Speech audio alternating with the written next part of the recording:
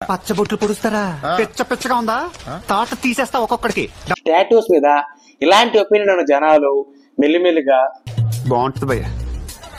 ఏమవుతుంది? ఇలా మారడానికి మెయిన్ రీజన్ ఏంటంటే అసలు ఆ టాటూస్ ది ఫస్ట్ ఒడ్సీ అనొక ఈజిప్ట్ మమ్మీ మీద చూశారనమాట. సుమారు 5,000 సంవత్సరాల క్రితం ఒక ఈజిప్ట్ మమ్మీ మీద చూశారు. పూర్వం గ్రీస్, రోమ్, చైనా, జపాన్ ఇలా చాలా దేశాల్లో టాటూయింగ్ ని ఒక పనిష్మెంట్ గా తీసుకునేవాళ్ళు.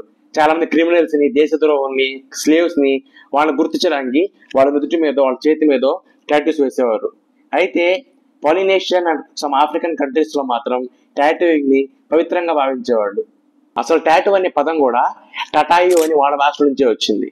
అయితే ఎర్లీ 18th సెంచరీలో చాలా మంది యూరోపియన్ సెయిలర్స్ ఆ పాలినేషియన్ ఐలాండ్స్ చుట్టూ వెళ్తున్నప్పుడు అక్కడ జనాల ఒంటి మీద టాటూస్ చూసి వాళ్ళు కూడా టాటూస్ వేయించుకొని యూరోప్ కి వచ్చి టాటూస్ నిజానికి ఇది పనిష్మెంట్ కాదు, ఇది చాలా మంది వాళ్ళు పవిత్రంగా భావిస్తారని చెప్పి జనాలు ఎంకరేజ్ చేశారు.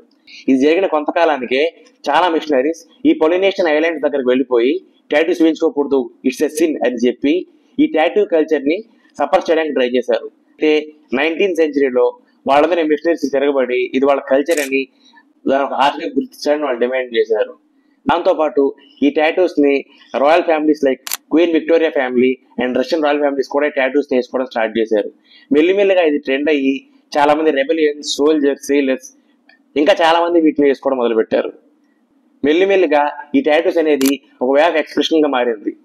దాంతో పాటు టాటూస్ చాలా దేశాల్లో ఒక బాడీ ఆర్ట్ గా గుర్తించడం స్టార్ట్ చేశారు. ఈ టాటూ కల్చర్ గురించి మీరే అనుకుంటారో కామెంట్ చేయండి. మీరు ఫస్ట్ టైం తెలుసుకుంటే ఈ పేజ్ ని ఫాలో చేయండి.